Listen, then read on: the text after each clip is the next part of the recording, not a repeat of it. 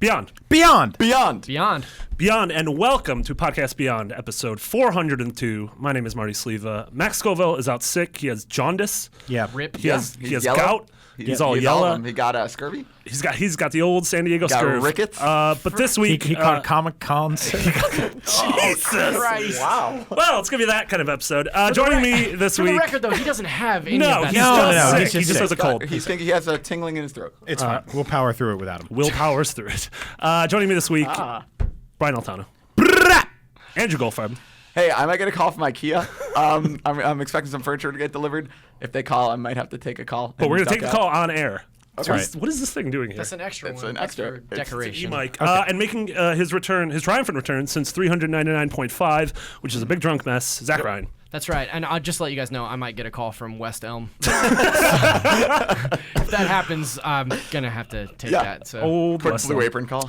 We got a lot of things to talk about this week. We're gonna touch on some Kingdom Hearts 3. We're gonna talk about Batman again, Until Dawn impressions, and we're gonna do Essential 50 again. I haven't played that game, so I feel like my impressions are gonna be bad. Until Dawn? Yeah. I'm the only one here who has played it Yeah. because it is a preview build. Are you doing a Hayden Panettiere impression? Does she have that distinctive a voice to do an impression? She's actually Yeah, really good in the game. So is On Peter Nashville Stromae also. from Big Lebowski. Oh, cool. Wow. I didn't know he was in that. Yeah, he plays a spooky doctor. But yeah, we're gonna get to that in a second. But first, our newest favorite segment on Podcast Beyond, Quickies with Andrew. Hey, it's me. It's Everyone's Andrew. favorite show-dominating segment. No, we'll keep them short. The first three are like a group, which is all the Metal Gear stuff, which I know you two will be into. Mm-hmm. So three quick things. The final box art for Phantom Pain came out.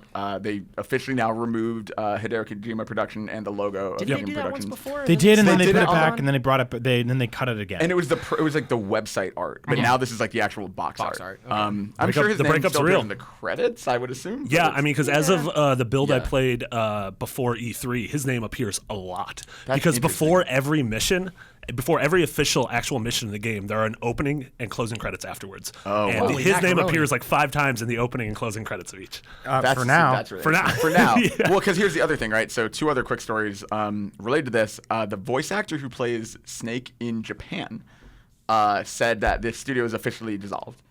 He said they were forced to disband. It appears that the work that the team has been putting the utmost effort into is nearly complete. Obviously, we had heard that, but it's just interesting having someone like just say it, and especially Yeah. someone who like kind of would be involved Yeah. in that process. Yeah. One funny thing just to talk about with the box art, I saw a comparison of what the box arts for Metal Gears have looked like since 4, and it's just a close-up of a digital face of a dude, and then they went back to what they looked like for 1, 2, and 3, and they were awesome and like hand-drawn, like Yeah. these Remember like that- gorgeous impressionistic things. The first one was just a white box with a shiny red. With the shiny Metal red- Gear Solid. yeah, yeah. I remember seeing that as a kid because I think that game came out when I was in like 7th Mm-hmm. grade, and it didn't look like anything else on the shelves. Yep. Yeah. Like everything else had these images and like flash, like it was like trying to. Yeah. It didn't feel like it was trying to sell you something, and that's what immediately caught my eye about Yeah. it. Before I even Metal heard of Metal it, Gear like, for NES did look like everything else on the shelf, but everything else on the shelf looked awesome back then. So Yeah, it didn't true. matter. Like I mean, it looked kind of like Contra and looked actually all the Konami It was like a games had- hand-drawn dude that was probably still, Yep. it was like ripped straight Snake And that's like Plissken. there's Yeah, that, totally, There's yeah. that comparison going around how like every game from like 2013 to 2014 was like a dude standing with like his back turned to the camera, and now it's a dude in profile like the Halo 5 color cover. So it's like this is a weird story because there are so many companies that attach themselves to big names to sell their game better. Totally, yeah, sure. So this is kind of the opposite. Like there was a weird run in the 2000s where they were always just like Quentin Tarantino presents, and it would just be like a movie that he liked. Oh yeah, like some Hero, and there were a few. Man with the Iron Fist or whatever Yeah, it's yeah. called. I mean, Yeah. it's stuff that he maybe produced, or that it came through his his connection with the Weinstein Corporation Right. or company, whatever. Well, and that was a tricky thing people pulled in marketing for a long time, which was like so and so presents or from the producer of, Yeah. which is like to a large section of a mainstream audience. Like they're like, oh, that guy produced this other movie, but that means he might have had almost nothing to do with. Even what was it? I forget, there was a show I was watching a couple years ago where they're like from the writer of Transformers, and you're just like, What? That's like the last thing anyone I cares know. about Yeah. in Transformers. So it's very odd because like this is a great example of why they could rely on that name, but their spite and scorn, I guess, is getting in the way. And that's what I understand. It doesn't seem What like is a legal the- thing, right? Yeah, I mean, and that was my question, right? Like, maybe it is a legal thing, because if it's not, what does this help? This doesn't help them. No. Like, No, it's like definitely one not. line of text on the box that, like, anyone who knows who Kojima is knows what's going on right now. Well- And anyone who just knows Metal Gear Yeah. doesn't care whether it's there or not. So it's just weird. To Brian's point, like it to me, it just screams sour grapes. Yeah. Like when I read this headline this morning, I was like, I give up. I don't care anymore. I just want to play this game and completely wash my hands of this whole debacle. right. Because It's like Yeah. it's ugly. Like, So ultimately. no, I mean we don't know whether it's coming from Kojima himself saying it, saying like, "Hey, listen, I don't want my name on this. Like, I'm still, Well, he it's still my obviously does. He baby, just but I said don't it's, want like, my game all on the over cover." every opening. What? I said. Oh he yeah, obviously but he does, means like just directly on the cover, Yeah. or it's Konami not being able to get over their breakup with an X. Yeah. But this is like handle your to yourselves. totally. Yeah. Like why are we getting affected by this? Like what? Yeah. Like we're gamers. We just want to play video games. Like handle don't air your dirty laundry everywhere. Yep. You know? I agree. It's lame. It's really weird.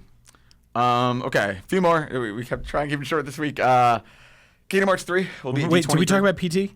Oh yeah. Can we talk about that real quick? One last quick one is that also there was a quick flare up this morning where like someone was like, "Oh man, like they're going through and removing PT from your PS4 even if you already downloaded it." And Konami was like, "Nope, we're not doing that." And then like we checked here and yeah, we still have it. And Konami was also like, we literally couldn't do that if we wanted to. yeah. This was one of those weird things where, like, so, like we were just saying with all the Kojima being removed from the box art and how it's like them airing their dirty laundry, that also has this weird opposite effect where the second any rumor starts, people jump on it, and Konami's like, no, Jesus, like, the PT's done. Like, play it if you have it. You can't get it anymore. Like, let's move on. It's Well, just, like, it seems like there's always like gamers always want to latch onto like a sacrificial lamb or like sort of a whipping boy in the industry, and then you pick a third party and you beat it to death. And we did it with EA for a few years.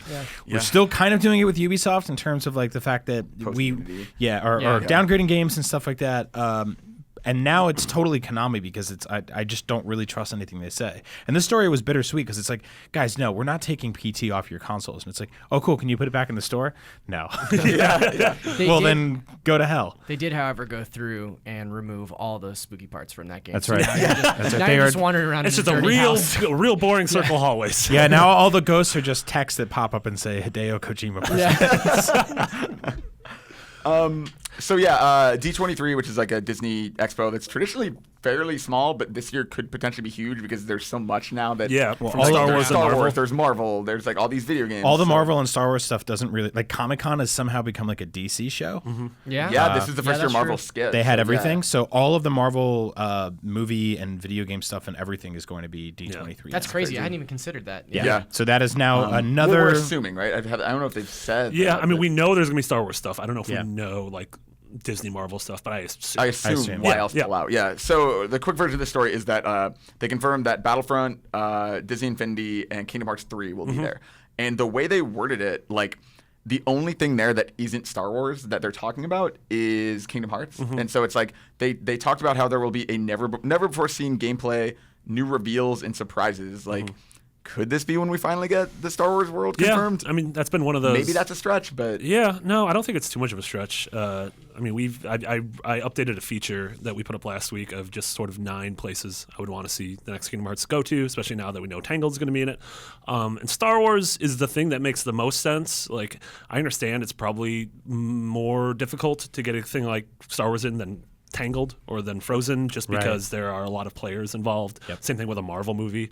But yeah, I mean, this is the thing. It makes so much sense. Like, and as soon as the Disney Lucasfilm acquisition was announced a couple of years back, like that was one of those like, oh, this would make perfect sense in Kingdom Hearts. well, it was the same thing with Disney Infinity, right? Like the second the Disney Lucasfilm thing happened, the second you look at Disney Infinity, it's like, oh, they'll do Star Wars and Marvel eventually, and now they have. Oh, yeah. Now like they've had all the Avengers, and then 3.0 is Star Wars. Yeah, 3.0 Yeah, is so Star it's Wars like centric. Infinity looks to me like a Star Wars game. Yeah, exactly. I always thought that we would have to wait until like a film was out for us to sort of really like for Disney and Lucas to kind of really kick these doors open.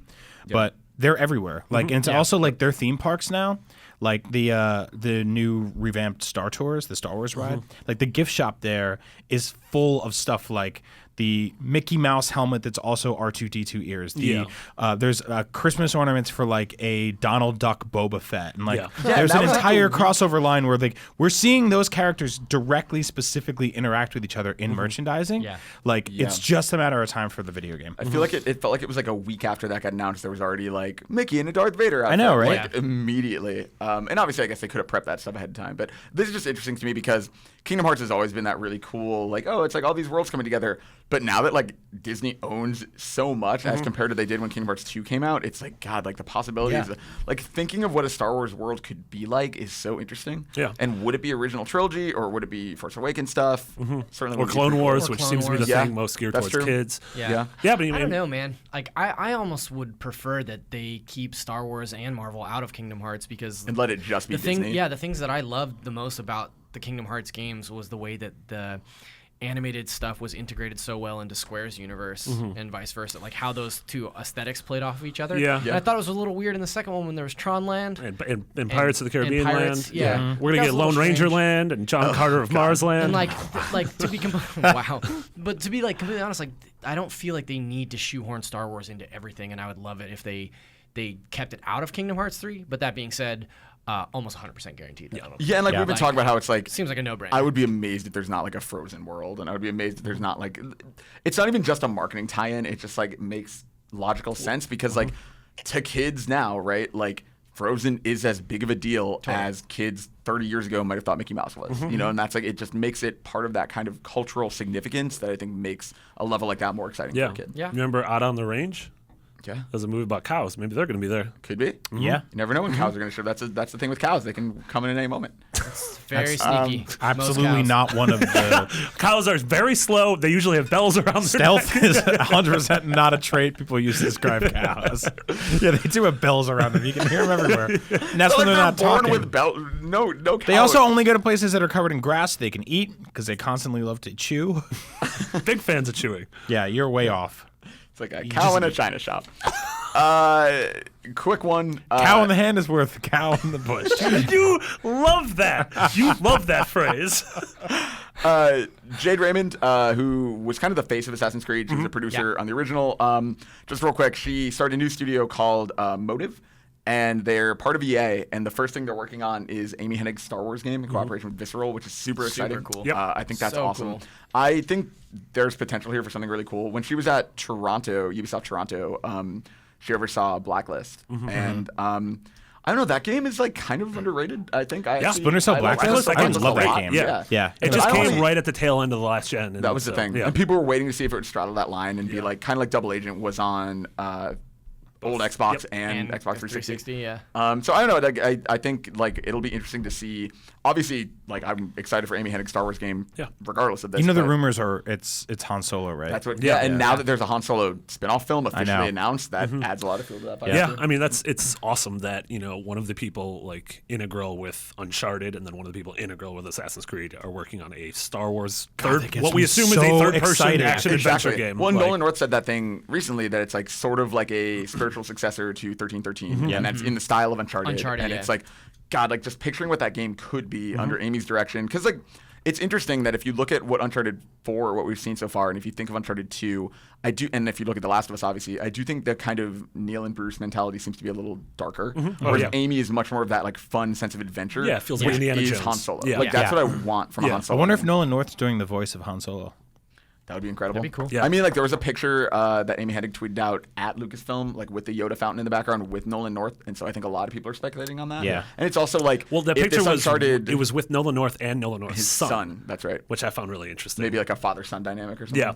I don't know. I think it's also really interesting that like they're teasing this as kind of a thief's end, the end of Nathan Drake. We keep talking about like maybe I don't think he'll die, but it's like maybe he will like move on Or retire. from Yeah. exactly. So it's like if that's the case, then I guess even if there was a new Uncharted game somehow, maybe it wouldn't involve Drake. So it's like maybe Nolan North is free to do something. I am so ridiculously goddamn giddy for the idea of a game that combines Star Wars, Uncharted, and Assassin's Exactly, Creed. Yeah. right? That is like if you take like the the best part, trifecta, you yeah. take Yeah. the best parts of those games. Like I know when you say Assassin's Creed, a lot of people are like, but I mean there is stuff in every Assassin's Creed game that's incredible, Yeah, like just yeah. incredible. if you I mean, think back- AC1 and especially AC2 Yeah. laid the groundwork for all of these open world, here are 10,000 Yep. things to do, run around Yeah. buildings games. Like And as that's what I much was as gonna GTA, say, like, honestly. It's also like that weird, like, yes, I think there's been a lot of kind of, like, AC3 wasn't super well received. Obviously, Unity wasn't. Like, there's been kind of highs and lows recently. But all of that said, yeah, like, the very first time you play an AC game and just, like, do the parkour and get used to the running, like, it does feel good. Like, I Yeah. don't think the controls are perfect, but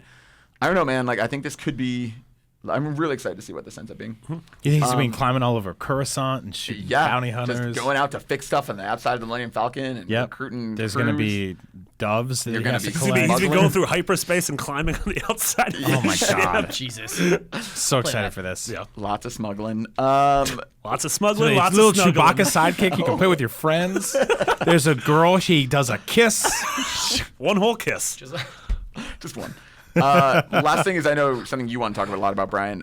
They announced this morning kind of the next part of the Arkham Knight DLC or season pass. Yeah. This one, it's 2 packs they announced, I think coming in August, and these are now by Rocksteady as opposed to the Batgirl DLC was by WB Montreal. But the first thing they showed off was a Michael Keaton skin from Tim Burton's 1989 Batman, as well as a new Batmobile skin. Which is based on his classic Batmobile Which model. at first sounds from the incredible. movies. I think this might be my favorite skin. It's definitely the best skin. I think that it's kind of cool that they're delivering on that nebulous promise of just like buy our season pass. Why? Because it's gonna have cool stuff in it. Yeah. Like what?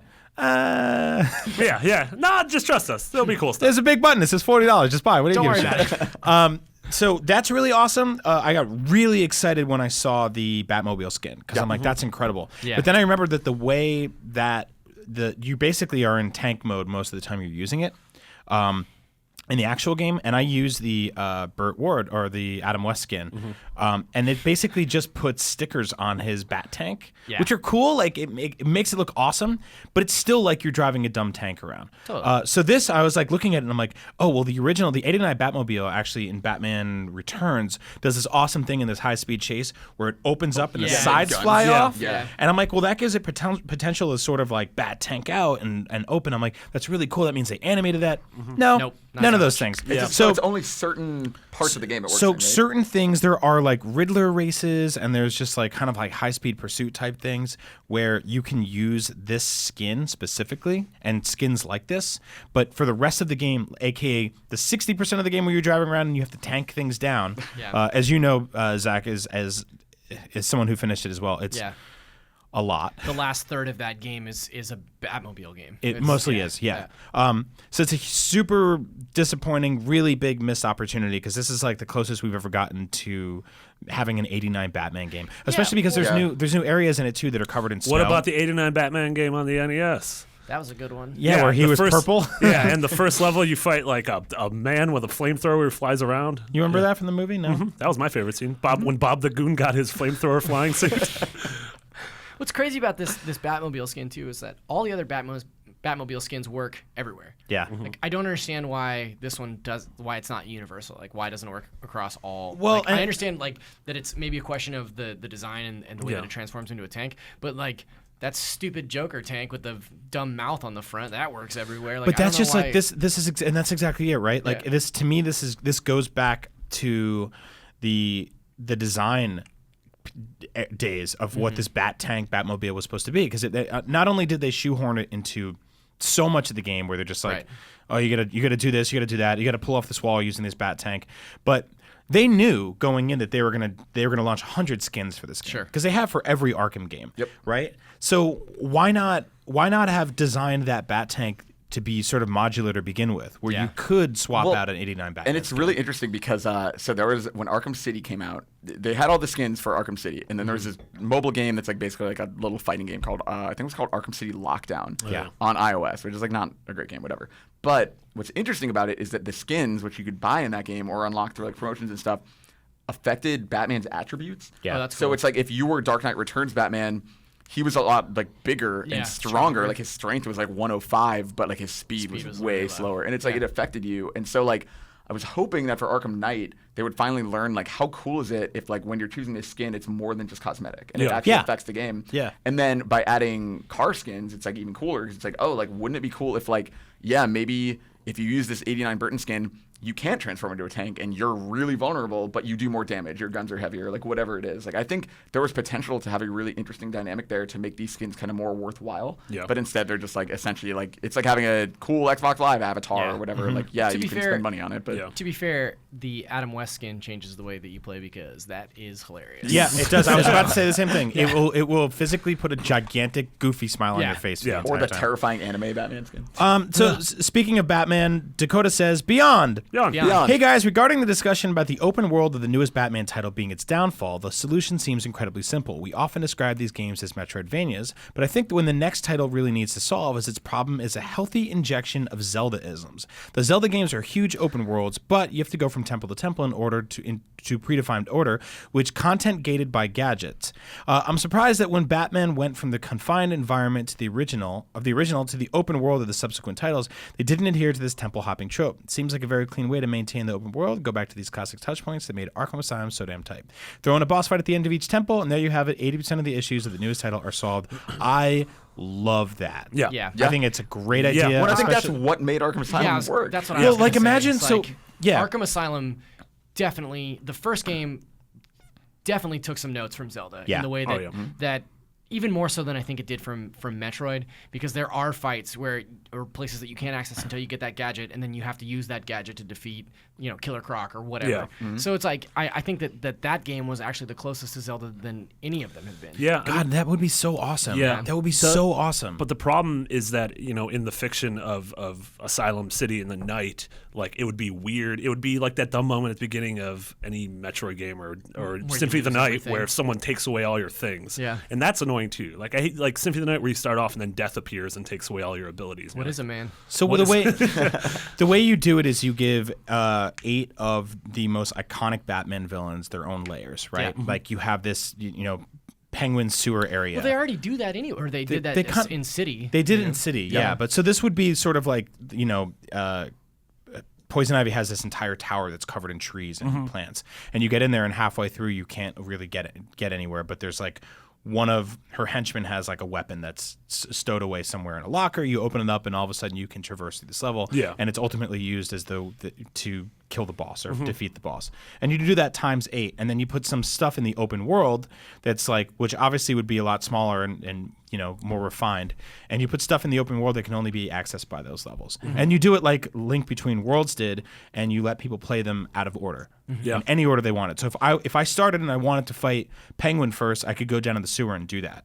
But if I wanted to fight Poison Ivy or go to Mr. Freeze's That'd be- Ice and Castle, that'd be really and one tough of the to- things I liked about Link Between Worlds was that you can do it in any order, but it's almost like a Mega Man game where there's ones that are significantly more difficult. Yep. Sure. And it's like, yeah, you can beat it first, but it's gonna be real hard. And plus, like, it's real hard without one specific item. Yeah. I think it's also Mega Man is another interesting one to take a cue from, because I do like the idea of it's like it feels very video gamey, but it's like, yeah, like you get to the final area wherever the final boss is like you need all 8 of those other items. Yeah. You need to have proceeded through everything else in order to get to like that this center of town. This also lets you get even more Zelda because you do have a forest level, right, which is sort of Poison Ivy. You do have a water level, which is Penguin. Then you have an ice level, which is Mr. Freeze. You could even have a fire stage, which is, who's that Inferno guy? Is that his name? Firefly. Firefly. That you have to chase around Arkham with your car, which is like just an annoying way to fight. Yeah, and that's like the weird thing, right? Like I This is understand that they wanted- this is like with just Dakota's made help here. We're making the best Batman game ever made. and that's what's so crazy. So I think what's even cooler about this is like there's that rumor about a Justice League game. Think about how this could work if like you're switching between different superheroes, like, and where each of them has a different ability that can unlock an area Right. like this. So it's like maybe you can't go face Mr. Freeze until you have heat vision because you're Superman, or like whatever it is. Like I think there's like there's room to do this outside of the Batman formula too. I think the thing that keeps it from being that sort of open world game, though, is the narrative. I think it'd be really hard to weave a cohesive narrative in the Batman universe if you could go and attack. Is each that of these. IKEA? IKEA's calling. Answer it, speaker. Hello. Speaker. Put on speaker. Hey, how are you? I'm sorry? All right, I'm taking it. I'm sorry. Say that one more time. This is dumb. Well, that was a failed experiment with Andrew's IKEA delivery. Andrew will be back. Andrew's gonna be back shortly. This is when, Andrew's gonna. I hope he bought a translator. That I don't know what the hell that language was. They No. were like, it was Swedish. It was Swedish or Dutch or Danish That or was whatever. Were they that was, speaking in Shadow only- of the Colossus I think- calling? It was a whole shadow. I think they were speaking only in IKEA product names. Yeah. Oh, your Flurg's here. Clone Flurge, Borscht. Your Flurg's already, but your Blurg's not. All right, so I mean, I hate that Goldfarb and IKEA cut that segment short. That's a weird sentence. Yeah. Well, Anyway, what I was saying is that I think it'd be hard to tell a story, like a cohesive story, Yeah. when you're given the opportunity to handle it in any order. But as Arkham Knight has proved, it's hard to tell a cohesive Batman story. in Yeah. general. Yeah, I think a way you could do it was if you think about like the first half of every Zelda game, there are like those 3 stones you need to find, right? I mean, you could do that with like kidnapped cops. There's definitely like story beats. Really? Who needs emeralds and rupees and jewels when you have kidnapped Kidnapped cops? cops. Yeah, like three of the biggest Bat villains kidnapped these cops, and they put one in each one of these places, and there it is. And when the 3 each of cops those combine, cops- you could pull a big old sword out of a rock. Each of those cops holds a magic gem. Just have it get weird. That's perfectly fine. Well, they all have a key or something like that. Yeah, no, that opens up whatever it is. Yeah. So IKEA's actually there at my apartment, and so I'm gonna go. Beyond. Beyond. Goodbye, Andrew. See you soon. Thanks for coming, Andrew. Hey, are we done with your Yep, dumb we're segment? We're done with the dumb segment. All That right. was a quickie with Andrew. That's right. So a yeah, baker's dozen. that's weird. All right, moving on. We're gonna talk about Until Dawn. Yeah. Which is See in my notes here, it says, Marty, how is it? because I'm. So the Until Dawn preview embargo went up. I'm the only one here who played it. I was going to write it up, but then Lucy wrote it up in Australia, which is awesome because she's as big of a horror fan as I am. Yeah. But we got to play about the first 2.5 hours of the game, of what I'm assuming is a relatively short game that's really replayable. So who's making this? How are they releasing it? Like This is episodic? this is Supermassive, which is Okay. like it's European. It's like Swedish or something like that. But this is a first party Sony game. It's not episodic. It's gonna be a $60 game that comes out in August. But it's it was that horror game that was originally pitched as the sort of teen slasher Move game a couple of years ago for PS3, and it morphed. I think last Gamescom, or maybe 2 Gamescoms ago, it transformed into a more serious version of that for the PS4. They took away a majority of the motion things. There are a couple things where you have to swipe the PS4 touchpad, and certain things when like you have to hold a flashlight still, and so you're not supposed to move the Move controller, or you're not supposed to move the controller. And so I would just like set it on my bed. I'm like, well, I got past that one. But a couple of things about the game is, in the opening is really weird and jarring, and it cuts to a bunch of different characters, and I didn't really know what was going on, but then I realized it was a prologue. It's sort of about what happens, and a couple of kids get murdered, and then it flashes forward to a year later, and the kids go back there to like try to get over it, some Figure it form out. of catharsis, Okay. because they don't know that it was like a spooky that murdered them. The kids sort of just disappear. This is the game that Hayden Panettiere is the star of. Peter Stormare, who what was his name, Dan Wangus or whatever in The Big Lebowski. Yeah. Henry Hangen or something. The porn director. Right. He plays this weird character called the Analyst, who in between scenes you're like first person in his office, and he's like a therapist, and he starts asking you questions about like what you're actually afraid of, and he refers to you as the player. And so there's a lot of weird like It's kind of like Silent Hill Shattered Memories. Yes, totally. Right, Yeah. right. Honestly, it's a lot like that. And they're like, what are you afraid of? And I was like, I don't know, like needles and spiders and just choosing random stuff. And I'm like, oh, later in the game, are there going to be like needle spiders everywhere? Needle spiders. Yeah, it's just a bunch of needle spiders infecting the camp. Could you say something like not that scary? Every time you say you're not scared, they almost like start right. It's like our face-offs. They're like, oh, so you're scared of spiders and needles. Well, what about them against each other? I'm like, I don't like this. And then it was you have like to pick scarecrows and zombies So somebody really wants to put needles or spiders in there. in your game. Yeah. I don't see why not. But so the game plays out. It feels like a Telltale adventure game, a little more open than that, but it throws you in a situation and it jumps around between these 8 kids. Like actively, like you don't control how you jump around, but it's like, oh, you played this as Chris, and now you're playing as Ashley. One of the things is, aside from Hayden Panettiere's character, I hate everyone in the game. They're all That's a really shitty tropes. They all just feel like it's the jock, and it's the girl who sleeps with everyone, and it's the quiet girl, and it's the guy who's kind of smarmy and we're not sure what he's doing. So you think they went top heavy with 2 of the main characters? They got recognizable voice actors for. Yeah, and then step back off God, the rest. Well, is it the acting is bad? It's or the that writing. The characters It's are very right. It's the tropey? writing, and that the character is like super gross, and it's sort of like you're playing as a character, and he likes this girl, and the guy's like, "Oh man, you should sleep with her," and then you have 2 options, and both of them are kind of gross. And I'm like, well, no, that's like, and now I just want this guy I'm like, I'm fine with half of these kids getting killed right now. Wow. And just leaving me with the few kids I like, guys that you which like, I get. Like, Which will happen, right? Oh, yeah. So, Yeah, that's sort of the thing behind this game is that any character can die. And yeah, the story any will character can continue on. die. There's moments where, like, without spoiling something, like I was holding on to I was hanging on to something, and another character was hanging on to my arm, like dangling over a ledge or something, and then a bad guy was coming towards me, and I was like, and you had two options, and one was you could just let go and both Needles of you or fall, spiders? or you could let go and this other character falls. And so there was a moment where like, well, I could just choose to have one character die, I assume, but then the other character might get captured by the bad guy and might be worse than death.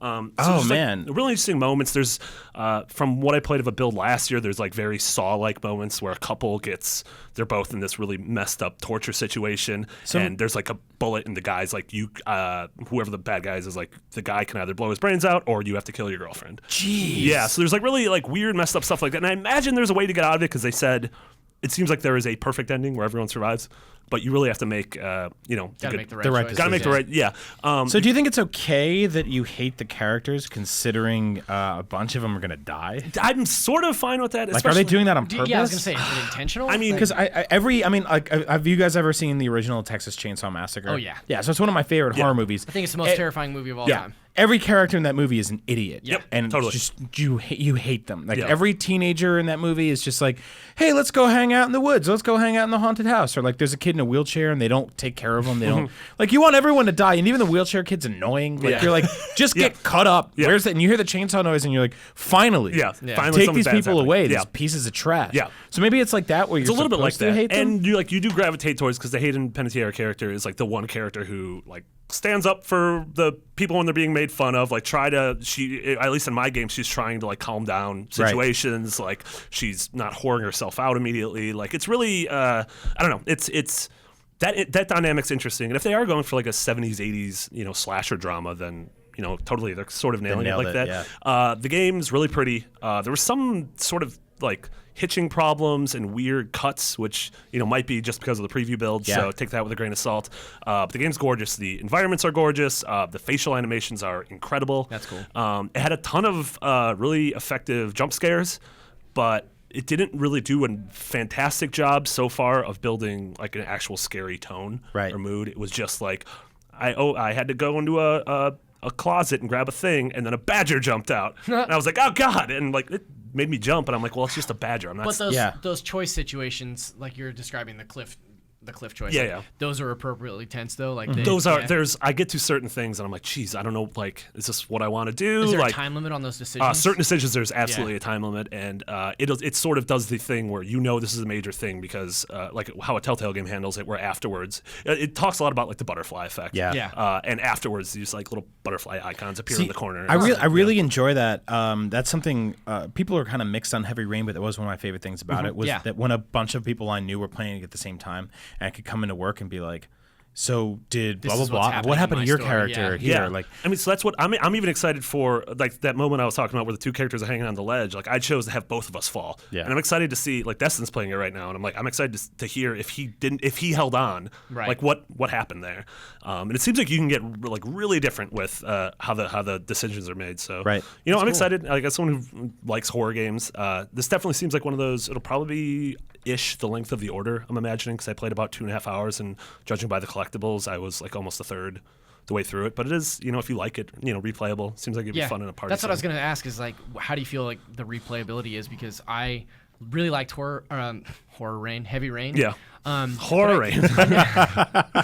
I never replayed it. Like I never had the desire. I didn't to go want back. to. I never had the desire to go back and play it a second time because it's like I've already experienced the story in this way, and that's canon to me. Greg Miller, a former Podcast Beyond host, actually wrote the he wrote the guide. I think he did a video for IGN, which was every ending, or like something that it's something you get from getting, like, he platinumed the game, which you can only do by getting every single ending. That's and crazy. Replaying it like 7 or 8 different times, and I don't have that in me. Like, to me, it was sort of like the same way I felt playing The Last of Us when it came out in HD. Yeah. I was like, I don't want to play this again. Yeah. And I played the first few hours and I was like, no, I really don't want to play this again. This is gorgeous. It's awesome. Yeah. One of the best games of all time. I have an experience with it that I don't want to, that is just a once through, which is okay. I'm the same way I with- didn't feel that way about The Last of Us. Like I could play The Last of Us every year and be totally fine with it. And I also feel like The Last of Us is one of those games that is sort of the shining example of video games as art. Like, I feel like that's the kind of game that I would sit down and play with my girlfriend and be like, look at how good this can be. Yeah, Like, yeah. Look how amazing the this story amount- is. Yeah, Yep.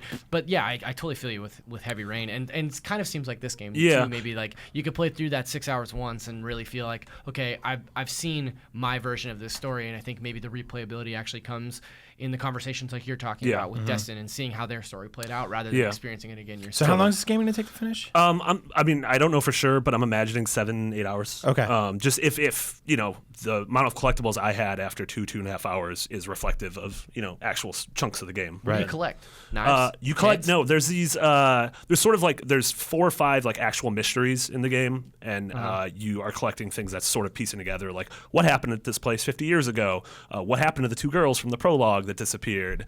Who is this dude who's trying to cut you? Is it a spoiler to talk about who the murderer is? Like, is it? I don't know who the murderer is because by the time my Do you know if it's supernatural? as of now, I don't think so. As Wow. of now, it might be something of this like 'cause we're talking about stuff that happened 50 years ago, but then there was this dude who was like an arsonist who was threatening the family a couple years ago, and you see fire at certain points, and so yeah, I don't think it's supernatural yet. Although I guess this isn't too much of a spoiler. The scenes with the analyst, the dude who's your therapist or whatever, the room starts getting messed up and decrepit, like almost like Silent Hill, Silent the room. Hill, yeah. To where like we cut back one time and like windows were boarded up and there was like this thing rotting in the corner, and I'm like, well, what the hell's happening here? And I'm assuming he's talking to you as a survivor of the thing, so your character isn't speaking in those scenes. So I imagine who Right. it is going to reflect who survives in your game. I feel like Yeah. I got a distinct supernatural tone especially from the stuff that I saw at PlayStation Experience. Yeah, Like totally. I felt like that would there's a definite supernatural vibe there. I would honestly be kind of surprised if it was. Oh just no, a no, yeah, straightforward totally. mystery, but- Just as of that beginning. And the last weird thing is it's hard to just get away from it because I know Hayden Panettiere is probably our age, late 20s, early 30s, and then Rami Malek, who you might recognize, I think he was on the Pacific. You would recognize him. He's also probably in his early 30s. But these characters, I think, are supposed to be teenagers. Oh, okay. They're very much, they talk about sex and relationships in the way that a teenager would. Like they talk about bases Yeah. and like Can't wait to making do out. some of the sex. And I'm just like, Let's you and me you're go all do like sex. 30 and you're talking about like making out and like there's these really dumb like I get it if you're Can you supposed to get be pregnant from teenagers. stomach kisses? A Wait, lot of people want to know. To be fair, we're like 30. We talk about making out too. So. Does anybody have a I'm talking about condang? I'm talking about smooching all the time. Yeah. Condangs and condoms. Do you have any condangs I can borrow? Got 6 I'm gonna put. condoms. You got to put them all in your hands, and then you can. If you clap, then a baby doesn't happen. What? How do you sex? That's parenting advice with Brian Altano. So yeah, we're gonna have a lot more on that leading up to its launch next month. Optimistic. Very cool. Yeah. Yeah, I'm excited to check that out. Yeah, for sure. So yeah, the other another big game coming out this week on PS4 is the God of War 3 remastered. I think Which I think yeah, that reviews review- up. Megan Sullivan loved it. Yeah. She gave it an 8.8. I want to say. I think it's for fans of the genre. Yeah. Yeah. I think it's definitely a fans of the genre thing. We've talked about on the show before. The merits of a remaster. Merits of a remaster, and plus just like we're not the biggest God of War fans. True. But I right know now. I respect it, and I know Totally. who it's for. I know it's an incredibly well crafted series. Oh yeah, it's that I'm absolutely just gorgeous. not personally super into. I just can't. Of all the remakes and remasters that have come out thus far, this one is the biggest question mark to me. Why? Because it just seems like exactly that. Just why? Like Yeah. I feel like God I mean, of War for- 3 was so recent. Anyway, like when did it come out? 2010 9 or 10, I think. Yeah, but Yeah, I mean, and it's you like- could say the same for Uncharted. Yeah, there was a Yeah, Last I of guess Us so. remastered. That Yeah. was- Yeah, but also I feel like I mean, Microsoft's remastering one Gears of War game. Yeah. Like, Yeah. I think that to me, that's a bigger question mark than seeing a collection of stuff. Yeah. Where this is not personally for me, but I Yeah. can totally see why people would want it. It's also like your PS4 doesn't play any of those games. I just feel like know? also like if you were to remaster any of the God of War games for PlayStation 4, it would be the second one because that's I feel like the most critically acclaimed. And Yeah. the one that's like that's the one that's because having played all 3 and Ascension, Yeah. like I'm not a huge God of War fan, but I played those because they were big PlayStation exclusives. Yeah. Yeah. And out of those ones, like PlayStation 2. God of War 2 was the one that really stood out to me as like Yeah. this is an awesome game. It's Yeah, fun to and play. it was one of like- those super late PS2 looked games really that looked amazing, absolutely yeah. incredible. Yeah, I mean it's again, I think we've talked about not for us, but like if you dug these games, like this, it seems like this is a really competent, great remaster, and probably setting you up for what is eventually going to be announced as God of War 4 or whatever the next God of War is. I'm really surprised there's no kind of more formal news announcement to kind of couple with this. Yeah, I was expecting it at E3, honestly. Me too. Yeah, maybe we'll get it at Sony. Yeah, well, no, Sony has a big presence like Paris Games Week instead of Gamescom this year. So either that or maybe PSX in the winter. Yeah. It seems like maybe that would be a really good game to anchor PSX with. Yeah, totally. Yeah, with last year, last year had Uncharted, and they're probably not going to double down on that. If you haven't played any of these games, definitely check out God of War 2. I'm with Zach in that it's probably my favorite. So the boss fights in that game are amazing. Yeah. Like challenging and super fun. I really enjoyed. Do we know what they're charging for this? I'm not 100% sure. I don't know. Okay. Probably not full price. I mean, 20, 30. Okay, cool. So check that out. Yeah. Moving on from that, the three of us were down in San Diego this week at San Diego Comic-Con. Chamachan. The old Chamachan. The old Chamachan's. Sandago Chamachan. Which obviously is like, it's a huge movie and TV and comic and sweating show. Yeah. Sweating. It's a Hall sweaty H flooded with all the sweats. Yeah. A lot of meat sweats. That is a show. I work every convention, and that's the one I get farted on at the most. No, really. I love Comic-Con, but that is definitely I hate farts. I don't know if I ever told the story on Beyond, but I went to Comic-Con last year with Marty, and we went to Preview Night, and Preview Night is the big night before the show opens up, where a smaller group of people, quote unquote, which is still like 15,000 people. More than enough room to even walk, can get in and check out the floor, can buy toys, and we always go there because that's the best time to kind of get hands-on with video shows. And we were playing, what was it? It was that like kind of Dark Souls ripoff game. Oh yeah, it was. Oh God. It was a Namco game. Yeah, Namco Bandai also published it. Yeah. I'll think of the name. Yeah. So we're playing it. There's a speaker right in our face that's just blaring like "Crawling in My Skin" or something Linkin Park. And this is last year? Yeah, it was last year. And I'm holding a microphone to Marty while he's playing it. There's a cameraman over my shoulder, and a guy walked by, crop dusted us, which for people don't know, that's like when a plane flies over and leaves fertilizer on a field, except he did it with his butt and with toots. And then, so that's gross. As all that's happening, a fly flies into the shot. You might be able to find this video, and lands on Marty's mouth. And he's just like, yeah, so the guy's really gonna... It was so disgusting. It's the perfect storm. So Lords of the Fallen. That was the name of the game. Lords of the Fallen.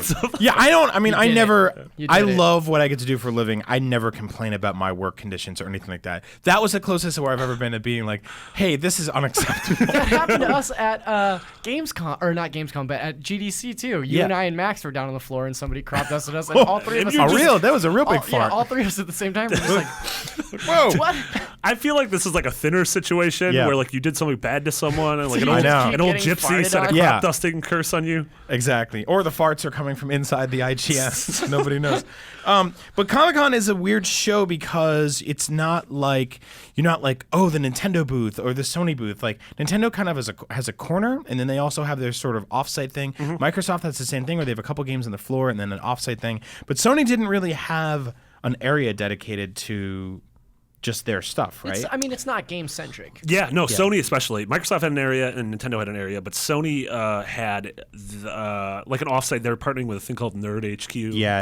And the cool thing there, two cool things. They had Battlefront set up. I was running on PC actually, which is weird, right? Because they've been so front-ward facing. They showed it to us on a PlayStation 4 at E3. And Star Wars Celebration. That was a big thing they were harping on. I think it was just maybe because like maybe like AMD was a sponsor of the thing, so maybe they were just showing off whatever graphics card. And that looked awesome. I mean, we've talked about that on the show ad nauseum. That game still looks incredible. We actually did a conversation at Comic-Con that you could probably go look up. I think it's labeled Beyond. Me, you, and Max. Marty told Max and I about what it's like to kind of run around that game and not really help anyone, just like check stuff out. Yeah, awesome. I was like the worst teammate. I just wasn't firing at anything, and I was like, oh, what's in that cave? Oh, what's going on over there? Yeah. And people were yelling at me like, E3 as well. And they're like, our base. I'm like, I don't care about our base. I don't know who any of you are. Yeah, I mean, it kind of sucks because it's like it's the best looking version of Hoth ever, and I wish I could just play a version of it where I'm just like, hey, can everyone leave? And I just kind of explore. Can I just go?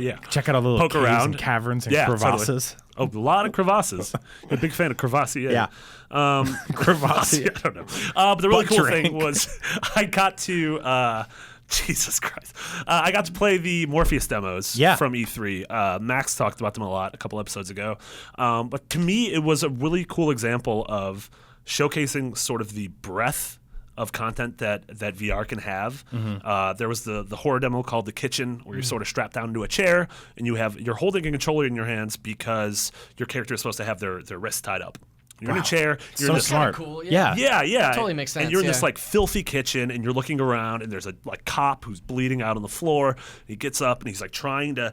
I got freaked out because like you had to hold your hands up, and the cop is like trying to cut in between them, and I'm like, I know this knife doesn't exist in real life, but I don't like people touching my wrists. Yeah. Get that knife out of my wrists. Yeah. But then a spooky old hag lady came and murdered him and was like shoving a knife in my face and got blood on me, and I died. Yikes. And she was like behind me, and I was scared to turn around. Yeah. Because I didn't want to look at her. Lucy really loved this game at E3. Yeah, She's it was the one super that cool. Sold me on it. Yeah, it was a super cool horror experience. Then there was the London Heists, which again Max talked about, which was this cool like Guy Ritchie movie. But the thing that really sold it was there's certain scenes where you're sitting down like you're in a car and you have two move wands, and then you're grabbing like guns and clips and clipping them together. Like everything felt supernatural, not supernatural like spooky, but Like very natural. Like very natural. Yeah. But you could just sort of mess with everything. You could like open the car door and lean outside, and the guy next to you was like, "Close that! What are you doing?" Yeah. My British accent. Nice. That was cool. There was a multiplayer demo where you were a monster and you're chasing around these little playroom robos. I saw that one. Yeah, and that one's cool because I didn't play that one at E3, but I saw that one. I thought it was cool. what it did for me is showcased that VR doesn't have to be a lonely, solitary thing, because the little dudes are being controlled by just other people who are playing on the TV. Yeah. So it's almost like the Wii U gamepad, but except you have the headset on and you're controlling the monster, and they're the little guys trying to knock you down. Do you remember Pac-Man Verse? Yeah, totally. Yeah. It's a lot like that. So, yeah, Pac-Man Versus was this game on the GameCube where one person had to use the Game Boy Advance, and they were Pac-Man, and everybody else was the ghost. But the ghost couldn't see where Pac-Man was, but he could see where everything was. So I think that's the premise. It's something like that. I could have it backwards. So there's a lot of, I never really thought about that, because there's a lot of kind of like interesting angles to do with that, of sort of like one person is the monster in Evolve and they have supervision, and then they're wearing the helmet, and everybody else is kind of walking around with flashlights. Like there's a lot of cool potential there, which I think kind of sways away from the public perception. I think even our perception on the show a lot about how Morpheus and Oculus games are kind of like too inclusive, and they sort of maybe make people burrow into their own minds a little bit too much. How it's scary about like the Wall-ification of the future, where we don't want that to happen. But the idea of it turning it into a party game device, like, and I mean that in the loosest of terms, not just like, I say party games to know is like people are just like, oh, crappy little mini games. But in terms of something you can pull like out of the party, games. there's a lot of really cool potential there. Completely agree. Yeah. So that was the You coolest. could even do like a game show where somebody's Alex Trebek and everybody else is on Jeopardy, and he's got all the answers and you don't. You know, like that could be really cool. Yeah, absolutely. I mean, those are the coolest Sony things to me from the show. Awesome. Yeah. I have to leave in a few minutes, so if we want to start, you want to jump to the quickies and then do Vagrant Story? Yeah, let's do that. Take this email next week. Spoilers. So a couple weeks ago, we tried out a segment called Rapid Fire, where I ask our Podcast Beyond Facebook group, that's facebook.com/Podcast Beyond, I don't know how Facebook works. Go over there and check it out. If you look it up, there's probably a lot of groups like it, but there's only one that has the most people and the best people in it, and that's that group. And ask them for quick questions, and I'm going to ask you guys, so I will throw it out. You give me a quick answer, and we'll move on to the next one. Rapid Fire. Stephen Oz asks, if you could couch co-op with anyone, living or dead, Holy hell. who would it be? Kanye West. Yeah, Kanye West is a really good one. He stole my Kanye West. No. Dead Kanye West. Tupac? You get ghosts. You can pick a ghost. You don't have to just pick 100 people alive. It would also on be Earth interesting right because to choose like someone who video games never existed in their life. Jesus Christ. Yeah. Like what would John Lennon. John Lennon? Yeah. Actually, it'd probably be really shitty to play. I'd play Flower. I played Flower with John Lennon. You'd like that. Actually, no. It would be cool to play with somebody who had never experienced it, because then you'd have to explain to them everything. Or like somebody who was into video games, like a famous person who was into video games 20 years ago. Dropped out and now go back and play with them. Like, I don't know who an example of that would be. Actually, but that would like, be kind of interesting. Yeah. Or somebody who like Kanye West. Yeah. Yeah. What about you? I don't have an answer for that. Okay, you're just the host. You're the host. Sergio A. Cabrera says, rainbow cookies or chocolate chip? I don't know what chip. rainbow. Chocolate What are chip. rainbow cookies? Chocolate chip. I think rainbow's just rainbow chip, right? Oh, rainbow that- chip. Oh, like with the M&Ms. With the or whatever? M&Ms in them? Yeah. Okay. I thought he meant. You ever have those like spongy ones that are like yeah, three like a different- sugar cookie with like a. No, that's not what I'm talking about at all. You guys, you were so confident. You're like, yeah, Brian and I are finally going to connect on this one. Chocolate chip for We're sure. finally gonna connect over rainbow cookies. Goddamn. Harry Lazaitis, which is Harry Lasagna. my favorite. Harry Lasagna. Man, that sounds really bad. Sorry, Harry Harry. Lazaitis is like my favorite '80s beat cop name right here. He asks, "What would you consider the best breakfast food?" A lot of hungry boys in that podcast. Basically. Man, I'm a classic man. I like my just eggs and toast and bacon. I love Hot a sauce. good balanced breakfast like that. I really miss the kind of shit I could eat growing up, which was just like a big sugary bowl sugar of bowl of like cereal. Count Chocula and stuff like Yeah. that, like Lucky Charms. I can't do that anymore. Now I'll have like Trader Joe's oats with almond milk, and you're like, oh. I gotta side with Marty on this. I gotta go like eggs and toast and like bacon or sausage. You like a savory? Classic, yeah. Yeah. Like, just a classic like farm breakfast. yeah. feel like I love a it's- real good breakfast burrito that doesn't have too much potatoes in it. That's solid. Yeah. Andrew Goldfarb, he likes bran. He's a bran boy. Really? Yeah, I don't know. Probably he's not here. Let's He make fun of probably him. has a real regular poop. Not Howard here, let's make fun of him. Howard Xander Shelfer asks, Y'all Can- got weird names. Dude. Just gonna throw it out. "Can y'all help me find a gym buddy in the Tallahassee area? People in the Tallahassee area, you know where you are. Look at a map if you're Tallahassee. lost. Yeah. If you go to the gym a lot, which probably narrows down a lot of you to very few, because I know no one here does. Yeah, I was gonna say, why would he ask this group? I don't know. of guys about gym advice. I can give you Pokemon gym advice. Look up Howard Xander Shelfer. Find out if he's not like the type of meathead dude that will drop a whole weight on you. You want a good spot. That's actually buddy. a murderer. Yeah. That's not a meathead dude. That is a straight up murderer. I don't really know what a gym buddy is for. Maybe you guys pick out cool songs from the Top Gun soundtrack to listen to, or you just figure out what kind of meals to have afterwards. Maybe you put on each other's shoes, or you do a nice flex in the mirror town. You go out there, you have a good time. You hit up Howard Xander Shelfer, and you go down to the real gym. You lose some libs. Those are pounds, but shortened. Finally, Brody. I thought you were gonna say lose some limbs. And I'm like, Brody Williams asks, "What are you guys going to name the first few planets and animals you find playing No Man's Sky?" I love this question. That's really Yeah. good, actually. You've been throwing a word around a lot recently that I've liked. Dak? Schwantz. Oh, Schwantz. Schwantz. Yeah, Schwantz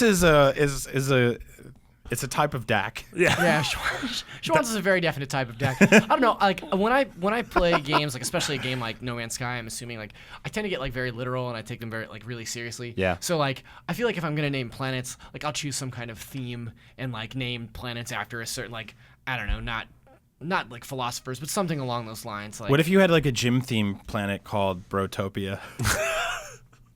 Yeah, sure. I feel like there's probably a couple people in this office that have visited that planet or are Brotopia? potentially from there. Yeah. Yep. Yeah. I And would you could name, have a brontosaurus. That's the Brontosaurus. same word. I would name He's just got a Brontosaurus. really muscular neck. You know what I I mean? would. I'm gonna name them all after reassuring facts about my life. Like I'm gonna get to a planet and say 72 hours since Marty cried, and then Oh, that's a good one. And then if I ever have the ability to rename it, I'm gonna be like, sorry, But then when you visit it, the time's going to be off because you'll probably will have cried since then. I will have definitely cried. Because you're sad enough to name planets that. I'm going to name everything in the game horse. Planet horse. Horses will be called horses. Non-horses will be called horses. And I myself will be a horse traveler. That's Rapid Fire with Brian, Zach, and Marty. Whoa. All right. I feel like I just got it just dropped out of a whirlwind. You went into this guy's head That's for a right. second. I needed a gym buddy in my mind, and you were my There I Howard was to Xander spot you. Shelfer. You were my right. James buddy. Zach, Real let's close quick. us off with the Essential 50. Essential We're bringing 50. it back. A lot of people were worried that we weren't doing it anymore, but they are false. We just forget things sometimes. My Essential 50 is a game that I feel like kind of like critically acclaimed, but kind of flew under the radar and kind of got looked over for games like Final Fantasy IX, Right. Chrono Cross, like a lot of these bigger Square games, and that's Vagrant Story. Yeah. Vagrant Story. Which is a super late gen PlayStation 1 action RPG. Directed by Yasumi Matsuno. I had to make sure I got the name You right. got it. You crushed Who it. is the guy who directed Final Fantasy Tactics and Final Fantasy 12. Most of 12. Which most of Final Fantasy Yeah. 12, which is my favorite Final Fantasy game. Agreed. And Vagrant Story is sort of the genesis of the idea of the Evil East Alliance. Like Tactics was set there, but Vagrant Story was the game that kind of made it its own world outside of the Final Fantasy, or within the Final Fantasy series. Super cool action RPG where you can pause the world around you to fight enemies, kind of like Parasite Eve. Yeah, it reminded me of Parasite Eve, and then later on, even like the Fallout games or like Mass Effect, where it was where you can target limbs to do like separate kind of damage. Like the battle system is really deep. The customization in the game is really deep. Like you can craft your own weapons and armor. And sorry, I was thinking about targeting the DAC. how robust is this DAC targeting system? DATs. This game doesn't have VATs. It has DATs. Pro tip: every enemy in the game, the DAC is the weak. The DAC advanced targeting system. But damn it, it's really cool in the way that like the battle mechanics work and the crafting system works. There's no real NPCs outside of the story. Like you don't go into towns and interact with people. You don't go to stores and buy things like you do in a typical RPG. Yeah. It's super heavily influenced by Shakespeare and old-timey France, which I thought was really cool. There's a lot of like nods to French architecture and stuff, which is pretty impressive to pull off in a PlayStation 1 game. The game was super pretty. It was all polygonal, but like hand-drawn polygonal. Yeah, it kind of looked like the cutscenes kind of looked like comic books. Yeah, yeah. Really cool. It had this like brushstroke, like painterly, not quite like Okami, but really just distinct art style. And it was one of those really late PS1 games that was like, no, I didn't realize the system could have things that look this good. To this day, it's one of my favorite stories ever told in a video game. Really It's good. a really great story about. I mean, it's kind of a classic tale. Like you go to investigate this link between this occult leader and a senator, essentially, a duke. Yeah. And the duke gets DAC? murdered. A DAC. Yeah. And the duke gets murdered, and it opens up this whole like sort of mysticism behind this cult, and the characters are all really interesting and really well developed, and I just think it's such an awesome story. I think at the time EGM called it Medieval Gear Solid, which I think That's was real like good. a really cool description of it. nice work. Dan Well, Stapleton and- would be real happy with that one. It also, like, I didn't realize this until today when I went back to do some reading about it, but the story of Vagrant Story has its own subtitle, and the story is called The Phantom Pain, which is really crazy. That's Yeah. full circle. Yeah. And that's also an ability. Phantom Pain is an ability you can get in the game. But yeah, That's what happens if you target the DAC. You hit somebody in the deck. Yeah, but no, it's a killer game, and I feel like it sort of flew underneath a lot of people's radar. And it's on Vita. You can get it on Vita. You can get it on you get the old PlayStation PS1 Network. classic. Yeah. That game's awesome. Doesn't look super hot Yeah. these days. A lot of PS1 games visually don't hold up super well. but I still go back and play it every couple of years. I'll play through it, and the sort of combat, like the rhythm-based combat and the story, they hold up super well. So if you missed it, I would highly recommend going back and Agreed. playing That was a good choice. Yeah, Got thank us on a nice little DAC run too. Yeah, The DAC attack with Zach. perfect. Perfect. Nailed it. So that's our show, episode 402. Yeah. Thank you guys so much for tuning in. We're Sorry not, that Max we're and not. Goldfarb weren't here. Yeah. I think we're not going to any conventions for a couple weeks. No, I don't think there's any. Well, Gamescom is in 3 weeks. Is in a couple weeks, and Max and Andrew will be gone. You Yep. might be gone. Who knows? We'll Potentially. figure it out. But yeah, we're gonna have a string of somewhat regular normal shows for you coming up. If you want to follow us on Twitter, I am at Nick Biggity. Brian, you are at Agent Bizzle. That's correct. Andrew is at Garfep. And Zach, you were at Zacharias D. Correct. I did it. Yeah. D is for DAC. D. That's what D the is for big. DAC. That's what the big D's for. Thank you for Dak subscribing Ryan. to be on. Subscribe to IGN Prime, Yeah. which is I know you might think we're trying to nickel and dime you, but we're not. It's honestly a service that helps keep the lights on podcasts because we spend a couple hours of our week doing these, and we could be out there making vids and checking bids. What? No. Checking those eBay. Checking those eBays. The coolest thing about it is if you subscribe, you get a free game every month, but you also don't have to watch ads, which is kind of the That's best my if you watch a lot of favorite part videos on IGN. Let's go around quick. Is there anything proud that we've done lately that we've been working on? This is a thing I like. Ryan McCaffrey does this on Unlocked. Oh yeah. Well, I do a podcast on the side with Max called The Comedy Button. A bunch of people have been on it. Zach, we'll have you on it soon. Marty's been on it. Greg Miller's been on it. Andrew's I'd been love on to it. do that. Andrew's been on it. Colin's been on it. And we just put up our best of episodes. So if you've never heard the show It before, is super funny. thank you very Yeah. much. Yeah. It's very dumb. If you like when this show gets stupid, you'll love that show. It's not very topical newsy, but it's just kind of a bunch of friends hanging out. So if you need another thing to fill the sounds in your ear to block out the void of darkness, Whoa. or just tell your boss to shut up for an hour, Go find it. It's called the Comedy Button. You idiots screaming about monster trucks made me laugh harder than most things. Thank you very much. Monster trucks are one of the great gifts on this earth that were put there to, I think, wreck the rest of the earth. To crush smaller pieces of earth. I did not create this thing. I like this whole. I'm gonna pimp something I didn't make. Yeah. The movie It Follows just came out on Blu-ray. Great film. Yeah, amazing film. Still haven't seen it, but I heard it was It's a spooky horror movie. It feels a lot like a 70s, 80s horror movie, but it's very modern. The soundtrack is by Disaster Piece, who did the soundtrack Is it for modern? Fez. It's supposed to take place. Yeah, a girl. So I wouldn't have thought that, except a girl pulls up her iPhone at one point. But it's not an iPhone. It's like a star. Oh yeah, but it's like it is a smartphone. Isn't that weird? It's almost like a weird like side feature. No spoilers, Yeah. but yeah, it's if Wow, what? Zach's shaking his head. if you grew up on like slasher flicks like I did, not grow up. I mean, my parents weren't like, "Here, we're gonna leave you with about 7 or 8 slasher flicks. We're leaving for a couple of Let's months." see what happens here. It's really awesome throwback to those things, and I think it totally stands on its own. Too. Yeah, super duper smart horror. I would like to give a shout out to our San Diego Comic-Con live stream. Yeah, So this seriously. is my first year at Comic-Con and my second like big time live stream that I've done with IGN. And while I was at E3, I was doing a lot of editorial video stuff on the floor, so I didn't get to watch much of our live stream.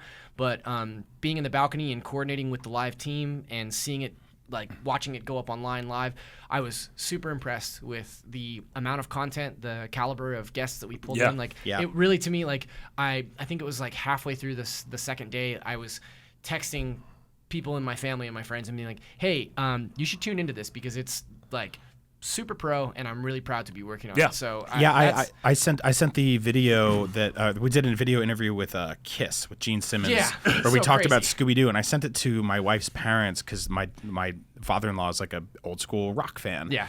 And he was just like, "This is what you do?" Yeah. And I was like, "Yeah, I'm floored at the production quality. This is like working on a real TV Yeah. show." Yeah. So awesome. We did interviews with Todd McFarlane, where he brought on action figures Yeah. that weren't even released yet, Game of Thrones and Walking Dead. We did an interview with Mike Tyson. We had You had Dan Harmon and Justin Roiland on with the most insane interview I've from ever seen. Community and Rick and Morty. Yeah. Just like, and we're not just saying like celebrities because I feel like we made like brand new things with these people. We did really cool stuff. Yeah. That's a great choice. So I think we have everything archived. Also, if you go through our videos on YouTube, you can kind of see everything that was tagged with San Diego Comic-Con. So, man. Yeah, Yeah, we're busy. Yeah, Max and Brett, you and Max did a lot of stuff together, so a lot of it has that beyond sort of weirdness and feel to it. That's right. Yeah, totally. Super cool. Thank you guys so much for tuning in. That was episode 402. We'll be back next week with 403, and until then, beyond. Beyond. Beyond.